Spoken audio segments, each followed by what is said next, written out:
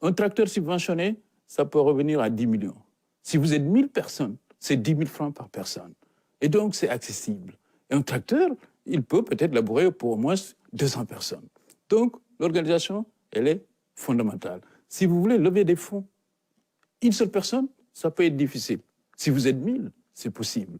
Donc, c'est pour cela que le président a été heureux de constater un début d'organisation du monde rural et il nous a encouragés à faire en sorte que les coopératives agricoles, ce genre de regroupement, en tout cas, on peut l'appeler comme on veut, soient encouragés, structurés pour permettre la modernisation de l'agriculture sénégalaise. Autre implication, monsieur le ministre, qui fait des merveilles, c'est celle des chefs religieux également. Oui, vous savez, les chefs religieux ont toujours porté l'agriculture sénégalaise. Et quand on voit la notion de gros producteurs, c'est venu des chefs religieux. Et là aussi, je pense que le président était très content de voir que lorsqu'on accompagne un gros producteur, comme le Maraboussi qu'il a visité, eh bien, on peut se retrouver sur un champ de 500 hectares d'arachides. 500 hectares d'arachides, c'est pas rien. Sans compter qu'il a fait du maïs, du mil, etc.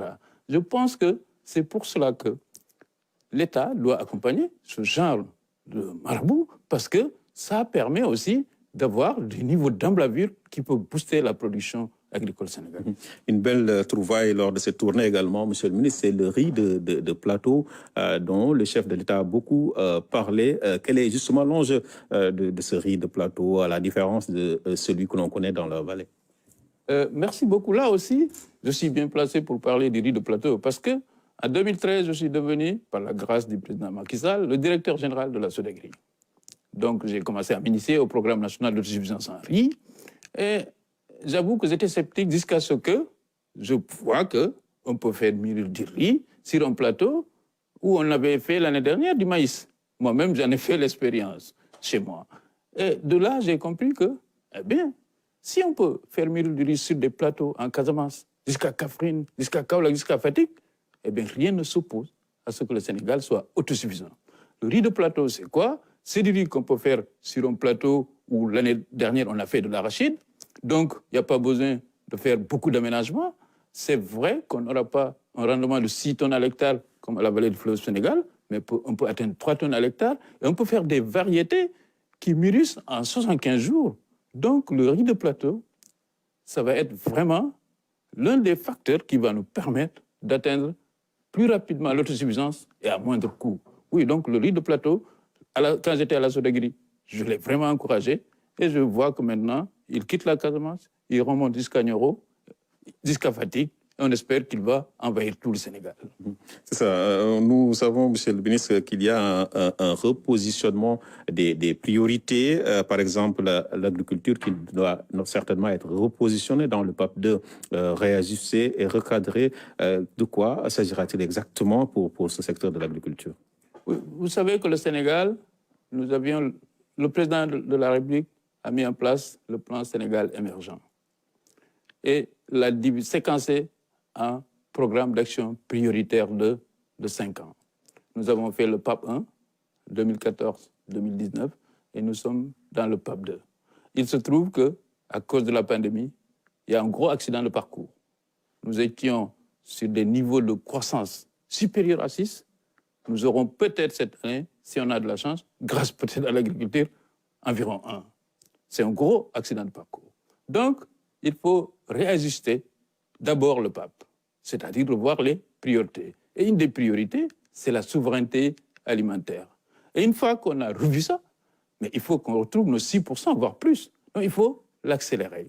C'est pour cela que le président de la République a dit que, par exemple, l'autosuffisance en médicaments, l'autosuffisance alimentaire sont 2 grosses priorités. Et le ministère de l'Agriculture, nous avons finalisé notre projet et c'est ce qui donne aussi un sens à la visite. Le président, ce programme, on l'a déjà élaboré, il doit être validé. Le président de la République est allé écouter les acteurs majeurs, les producteurs, avant la validation. Et je pense qu'il est revenu avec des éléments qui déjà donnent en tout cas des indications. La modernisation de l'agriculture sénégalaise, c'est une priorité. Eh bien, c'est une des priorités du PAP de volet agricole.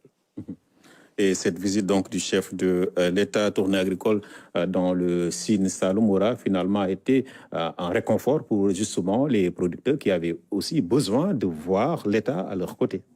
Oui, bien sûr. Non, je pense que l'État, les producteurs cette année, à titre de comparaison, l'année dernière, quand je suis devenu ministre de l'Agriculture, j'ai baissé les subventions sur les intrants de 10%. Quand le président de la République a augmenté le budget de 20 milliards, il m'a instruit quand même de revoir la subvention pour permettre un accès plus facile aux intrants. J'ai dû rajouter 10%. Donc le président, il a accompagné les producteurs et il avait fait un appel qui a été bien écouté par ces producteurs. Ce qu'il a vu sur le terrain, c'est leur engagement, la diversification des cultures. Par exemple, il est entré dans un champ de maïs qui va être récolté. Mais sous le maïs, il y a déjà de la pastèque. Dès qu'on va récolter le maïs, dans un mois, on va récolter de la pastèque. C'est ce genre d'optimisation des surfaces cultivables qu'a apprécié vraiment le président de la République. Maintenant, le président, évidemment, dans ce contexte de pandémie, je pense qu'aussi, c'était bien qu'il aille voir l'arrière-pays.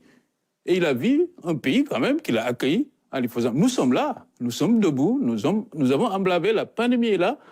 Dieu merci, elle a l'air de baisser. Mais en tout cas, le monde rural a résisté.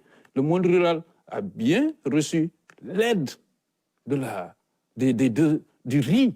Et ça a permis aussi, vous savez, au mois de juin, juillet, quand on a du riz, eh bien, on a plus la possibilité d'aller au champ. Et je pense que ça a beaucoup aidé aussi pour les emblavures. Donc le monde rural, il voulait déjà dire merci au président. Il me l'avait dit au mois de mars. On n'a jamais eu une